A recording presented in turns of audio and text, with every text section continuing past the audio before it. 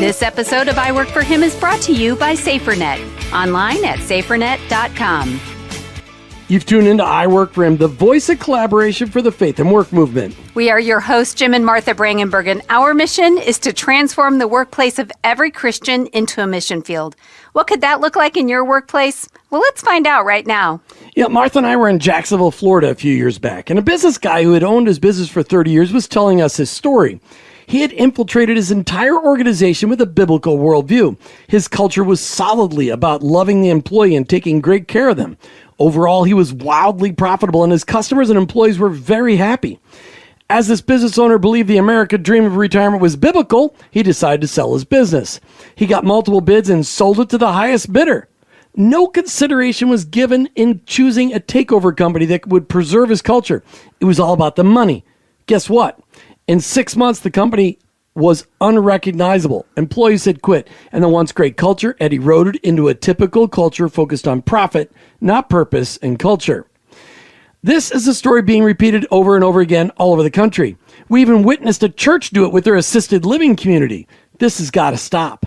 Followers of Jesus who own companies cannot just sell the companies to the highest bidder. If you're the owner of a company, you're a steward and are responsible to God for its mission and profits and the employees too. How do we stop this massive disaster? We need a humble, Jesus-centered superhero. Andy Galpin is just the guy. He wants to buy your company and preserve your kingdom culture, and you need to talk to Andy. Andy Galpin, welcome to I Work for Him. Thank you, Jim. Thank you, Martha. It's a pleasure to be here. All right, so before we hear your story and how you became passionate about preserving kingdom culture, tell us how you met Jesus. Yeah, of course. Well, I like to say it was in a cattle shed, but there were no longer any manger beds in there. In a little town called Shepton Mallet in the UK, I was at a Christian conference called New Wine, which came out of the Anglican Charismatic Renewal. It's a conference we'd attended as a family for many, many years, and I'd always been part of it and always been brought to church growing up with my family. But it was something that I was inheriting to some extent from my parents rather than something that had become personal to me. And in that moment, in one of the sessions, we were invited forward to prayer, as we were every other day kind of during that week. But this time, I had this sudden urge to move forward, sudden urge to respond that I couldn't quite explain. And the only way I can reconcile it is when you see an injustice in the world and you have that feeling that you need to respond and do something about it. That's exactly what was driving me forward in that moment. And when they prayed over those of us who responded, I had this overwhelming sense of both how much wrong I'd got in my short 12 years of life up to that moment, but also how much God loved me in spite of that and how much more he loved me regardless of that. And that's the moment that my faith really became my faith. And I became a Christian and started following the Lord for myself and leveraging the beautiful foundation that my parents had nourished over those 12 years leading up to that time. Wow. I love you sharing that story because really what we're going to talk about today really sounds very similar in the fact that you have seen a need and want to try to rescue that need. So let's talk about that. How did you become passionate about preserving kingdom culture when an owner decides to sell or to move on? Yeah, well, I started my career at IBM, big, massive American company, and I was part of the leadership team for the kind of Christian groups within that. But we were not allowed to talk about our faith openly in that environment. We were actually a secret group within the organization. I had an atheist friend who used to call it the secret church, which I feel puts down our friends in China in terms of what they're suffering with. But it did resonate with us in terms of the journey that we were going on, that we were trying to live out our faith in a culture that doesn't necessarily recognize and celebrate that, despite encouraging us to bring our whole selves to work every day. And I saw the challenge of trying to shape and mold a culture from the bottom And for me, I really learned in that environment that the leader sets the tone, that it comes from the top, and it's very difficult to influence that from the bottom. Doesn't mean we shouldn't try, and our role as Christians in those ecosystems is to interact with that and try and shape the culture to better reflect that broader redemption story that we're participating in. But I felt that the way to have a bigger impact was to be at the top and try and iterate that from the top down. And the many conversations I've had with people who've owned their businesses and sold them were very similar to the one that you mentioned, Jim and Martha, at the beginning, and that people have regret after they sell because they only focus on that final number that comes out on the other side. While they're running the company, they think about values, they think about their employees, they think about nurturing and growing people and creating an ecosystem that really allows us to reflect God's culture here on earth. But we forget that a little bit when the transaction happens. We're too focused on being an owner and not on being a steward. And our responsibilities as stewards outlast the time that we have as owners of a business, which will naturally change over time as we reach the end of our time working and our season working in those organizations. But you're young. I mean, you worked in IBM, which there's no way you knew what was really going on at the top because you were 85 layers from the top when you started IBM. I interviewed with IBM out of college. All right, so How did you become so aware of a problem that's so old, that's been going on for so long? Because it's safe to say that 99.9% of Christian business owners have never been taught to create a kingdom culture, let alone preserve it when they're selling. How did you become so aware?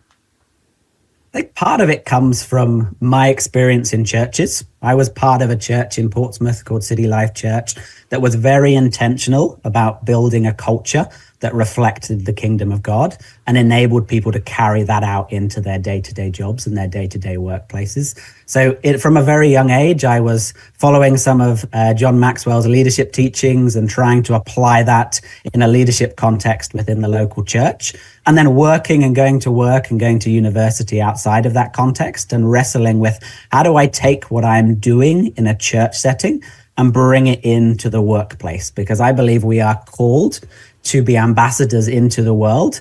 And most of us are not called to be ambassadors solely inside the church. Some people are called to that kind of full-time traditional ministry, but oftentimes that removes very key people who are very good at evangelizing and talking about their faith from the very environments that they have the opportunity to talk to people who aren't yet Christians. So most of us who go to church on a Sunday morning need to be thinking about how do I live out my ministry and my calling in my day-to-day work. And we spend 90,000 hours of our life at work. If we don't spend that time focused on ministry and thinking about that as ministry, we're never going to be able to supplement that opportunity in other vocational opportunities. So true. Well, and I love the fact that you recognize that you were part of a church that got it, in a sense, and what a blessing that is. But that's why I work for Him is Here. It is to help more people understand the other hours of your week and how you're spending it outside of the four walls of the church. Speaking of becoming aware of problems, over the past decade or so, Jim and I have been increasingly aware of problems surrounding how we spend our money and how much our money helps promote company values. Several years ago, we really dove into the understanding of biblical investing and work hard to make sure that our financial portfolio supports our biblical values. But while we invest in companies that support and actually, why would we actually support companies that fund abortion when we really never would do that directly? Well, as we've uncovered companies that provide quality services that we need, we have aligned ourselves with them and try to inform our listeners about them. Patriot Mobile is one of those companies that we align with. Their quality cell phone service gives you towers that you've come to rely upon while supporting values that you believe in. Built on pillars of faith, freedom, and family, Patriot Mobile is an excellent choice for our cell phone service provider and for yours too. So go to patriotmobile.com/I work for him and talk to their U.S.-based support group today. All right, so Andy, Tree Leaf Partners is what you call your organization. So how is Tree Leaf Partners put together? Where did you find all these people interested in stopping the stupid of selling kingdom companies to the highest bidder. I bet that's not his tagline. That could be though. Stop the stupid. It's available for you at no charge. Registered trademark. I'll take it. Yes. I bet there's not one out there like that though. No, yeah, and you need those kind of catchy phrases that might kind of ruffle some feathers. That's what I'm saying. Draw people to you. So let me tell you about one of my investors. I've got an investor called George Clark from Reframe Capital. We actually met through an event that InterVarsity was hosting. He's been doing this for 20 years in the private equity space, thinking about how do we retain the values of an organization that have been built over 20, 30, 40, 50 years and ensure that is continued over time. So not all of my partners are like George and have been doing this forever, but I also saw this as a great opportunity of sharing and demonstrating kingdom values and how they can still drive a kingdom level of return. So what I do is I lean heavily on things like the redemptive business framework that Praxis Lab and Andy Crouch came out with to help communicate what I'm doing and help both people like George, who's been doing this for 20 years, but also other investors that were interested in and focused on culture and understanding on what that means to emphasize culture to still drive a financial return in a successful You got to go in a little bit deeper. The redemptive business framework. Explain, what do you mean by that? I mean, just in normal people's terms. Yeah, normal people's terms. So they've got a great website that I encourage your listeners to kind of dive into. But it's basically kind of thinking about business through three lenses. There are three ways of approaching it. We can be exploitive. So we take from the world. We can be ethical, do the right thing. Or we can be redemptive and think about how do we want to drive positive change in the world through what we're doing. And that's where the concept of servant leadership kind of comes in. If you're being a servant leadership, that means you're putting aside your needs and what is in your best interests for the best interests of other stakeholders. So we as Christians, as leaders, seeking to be servant leaders, are looking to be redemptive in how we operate all aspects of our business. How can I lay aside what's in my own personal interest to benefit others and improve the world and participate in that with God? Awesome. Okay, so tell us about George Clark then. He is one of your partners that has that kind of perspective? Yeah, so he is a full-time investor, been doing it for over 20 years, also sits on the board of Generous Giving, so really involved in that movement. And we actually attended a journey of generosity together at the Museum of the Bible, just to meet with other Christian business leaders and think and process about how do we think about generosity in the broader scale of things, both as the owners of businesses like this, as the investors, in businesses like this, and also on the other side, once we've had a capital event and we're no longer kind of operating, but we have income and money that God has given us responsibility for to steward well. So he's been in investments for over 20 years and really loves what he's doing. At the moment, he sits on the board of a Christian publishing house that focuses on homeschool curriculums as well. So that's part of one of his many board seats as well. All right, so you're actively right now, because we've had conversations prior to the show, you're actively looking for a company or companies to buy. What are you looking for? Yeah, definitely. There are three things I tend to focus on. The first is purpose-driven. The company has to be able to point to a real problem they're solving in the world and understand how they're contributing towards fixing that.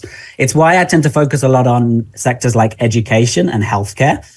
Because if you take a healthcare company and you can trace the problem this company solves directly back to a patient, even if they're 10 steps away from actually interacting with a patient, then they're doing a really good job in the world. And if you can't, then it perhaps suggests that they aren't doing the right thing in that ecosystem that's really benefiting the person who should be benefiting in that space.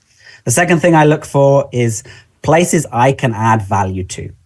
I have capital partners in the form of my investors, but I've also spent 6 years of my life building better experiences for customers and employees and using technology to do that. So I like to have a technology angle to things so I can bring that expertise from my time at IBM and create more meaningful experiences for that organization. And the third, I look for a strong foundation. So a company that's been built up over time, has a good foundation, a good team, and is ready to grow and scale and build in a market that is excited to kind of receive them and do more within that space. So you're looking for companies that already have a purpose, that are really making a difference in the world, and you're looking for companies that have good bones that you can help grow.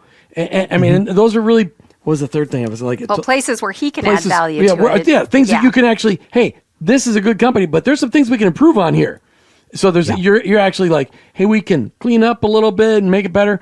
So you're looking for companies that already have great opportunity, but you want to make it better, make a bigger impact. Is this, a lot of private equity guys are like, we want to come in, we're going to make a quick flash bang, make a ton of money in 5 years and sell it at big money and move on to the next thing. Is that what this is all about? No, Jim. It's all about a long-term vision. The big challenge with private equity is they are operating on often a 5 to 7 year cycle. So they're looking to sell that business in 5 to 7 years after they buy it. For me, we have no fixed fund life cycle. So we're more of a permanent hold strategy. And I'm a little unique in terms of I am the one that's going to come in and run this business going forward. So this is the next 10, 20, 50 years of my career. While I am the right person to run this, I will be running this organization. And then my investors are all bought into a long-term hold of the business. And hopefully we'll do that in perpetuity. But obviously I will reach the age where I need to transition out at some point in the best case scenario. Yeah, but not for 60 years. I mean, you're still young. I mean, so you got a lot of years ahead of you. Exactly. And at that point, we will then go through the same exercise of finding the right cultural fit for that organization to help us continue doing the impact that we've done for now 60 years. So you should probably start before that, though. So don't wait for the 60 year, probably maybe 40 years. That's very wise. Yeah. Well, but he said as long as I'm a good person to lead it. So you have a good caveat in there. So talking about the good culture, how do you know what the current status of a culture actually is? How do you test that or get a real take on it and not just the marketing brochure that looks all good and has all the right words? Right. Yeah, how do you know it's real? I mean, like, how do you really know? Because I know business owners are like, yeah, this is what it's all about. And then how do you really know? Yeah, this is really hard, Martha, in a acquisition scenario because you're dealing with imperfect information and you don't always have access to the employees, for example, prior to the transaction happening. So there's three things I tend to focus on and try to dig into. The first starts with the owner. They represent the business, so how they talk about the business, how they talk about the people and the employees, the decisions they've made over time and the impact they've had, and how they foresee the impact of the transaction affecting their employees. That tells you a lot about the business and a lot about the person who's been leading and setting the standard for what the culture looks like in the organization. Second, I tend to look at kind of third-party sources. So in the modern age, we've got platforms like Glassdoor. If companies are big enough, they'll often have a profile on there where employees are talking about the company. Reviews from customers on Google or on Yelp are a good insight into how they're treating their customers and the interactions that people have with that. And then you can look at kind of other third parties that are involved in the ecosystem. So their competitors, how do their competitors talk about them? Their suppliers, do their suppliers enjoy working with them? Are they good to work with? Do they pay their bills on times? Once you get kind of further down the process, you can often talk to some of their customers to try and unpack that and understand what's going on there. And it's really insightful to talk to both existing customers and previous customers. So particularly if customers have left, kind of understanding why they've left, and they're often more likely to be honest if they no longer have that commercial relationship with the organization. And then people like ex-employees or even the community that the company resides in, just seeing whether it's well thought after in the kind of broader community that it operates in is really important. There was that famous TV show Undercover Boss. Maybe you should start a new one, Undercover Buyer. Why couldn't you get somebody to say, listen, I'm really interested in your company. We're 90% of the way down the road, but I would like to hire somebody to infiltrate your organization so I can really make sure that everything you're telling me is true. I mean, what about that? That sounds like a good show anyway. No, I think that would be fun and exciting. And if people even said yes, you know that they're not worried about getting it. close to being vetted, right? Because they're actually being willing for that to happen. That's awesome. While it's incredibly important for us to be good stewards of our money, we also need to be prudent. One way to do that is to put protection in place for our data and computers, both at home and at work. SaferNet is our go-to for this type of protection at I Work for Him and in the Brangenberg household. They have a VPN, internet controls, virus protection for businesses and for households. Additionally, take control of your internet environment with 84 website filters. Get secured now like we did. Sign up at safernet.com. That's safernet.com. No, this isn't just a commercial. It's our real life. Yes. Alrighty, so where do you think that believers get the idea that the American dream of retirement is biblical? The business owners thinking that they should sell to the highest bidder so that they can maybe tithe a lot of money, but then that's the end of things. Like, where do you think that all comes from?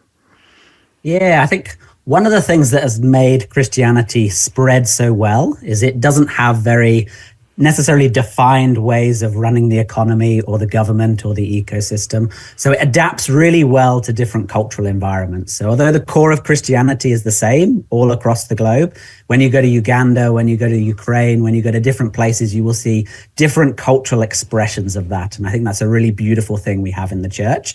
But it's also a negative side because societal values can then influence the church and shape kind of what we view as important or not. And I think particularly in the West and in the US, we're taught that our worth is tied up in our ability to either produce or spend. So we spend the first 3/4 of our life producing as much as we can, and the final quarter of our life spending as much as we can. So if we're taught in society that we are to maximize that spending power towards the end of our lives, then we look for that highest financial return when we're making that biggest decision of our lives to exit the business and for someone else to kind of take over it. And I think the church has let us down a little bit broadly. We've been too focused on heaven and not enough focused on our time on earth. Amen. We're called to be part of that redemptive process with God, and God cares about our work and what we spend 100 years doing before we go to heaven and before we have the new earth. So he's got a role for each of us to play here and now. And I think we need to take more ownership of that role that we're playing, and we need churches to step up and help educate us on how to do that better. Because I believe we can have a bigger kingdom impact from selling your business for $1 million less than if you sold it for $1 million more and just gave that money away. It just depends how you're measuring that success. I just am stuck in the fact you said I have to live 100 years. I really hope I don't make 100 years. All right. So give us one success story that you found of a company that was rescued from the highest bidder process and the culture was saved. Yeah, I love the example I heard at Main Street Summit this year. Scott and Ray bought a company called Walker Lumber. It's been around for 75 years. It's a lumber yard in Nashville. And they have spent time learning and investing in that culture. And now they partner with a halfway house to give work to recovering addicts to help them reintegrate to society. And that's something new that they've taken the existing culture and built upon it to do something really great with it. So they bought a company that was already had a good culture and they just take it to the next level. Exactly. And if you think if the owner had sold it for a couple of $1 million more and given that money to maybe a rehabilitation clinic, that's a very different short-term impact versus the long-term impact of having an employer that's dedicated to helping reintegrate people into society for the next 20, 50, 100 years, however long that lasts. But if you happen to be one of those business owners that just believes in selling to the highest bidder and looking for an organization to give a couple $1 million to, iworkforhim.com/donate. I'm not sure that. Oh, yeah, I'm sorry. That was counterproductive there, Jim. Okay. Sorry. Okay. If you've already sold, Jim, then we've got to do something with the money. If it's already in your giving fund, you need to empty the giving fund. We are a qualified 501c3. Okay. All right. Okay, so Andy, this is I hope totally get told for that later. I hope that our listeners are really getting an understanding of because from what I'm hearing from you, I mean, you could do a lot of things with the gifts and talents that God has given you, and you're choosing this niche that is very specific, and it's a long game, which a lot of people They don't like the long game. They want that quick turnaround or whatever. So thank you for your patience. You have a very diligent personality, obviously. But let's dream 10 years from now. What does it look like in this trend that's preserving kingdom culture when it finally reaches maturity? Maybe it's in 10 years. I don't know. Yeah. Well, Martha, I'll be busy running a company by that point, all things going well. Yes. The Lord sets that up.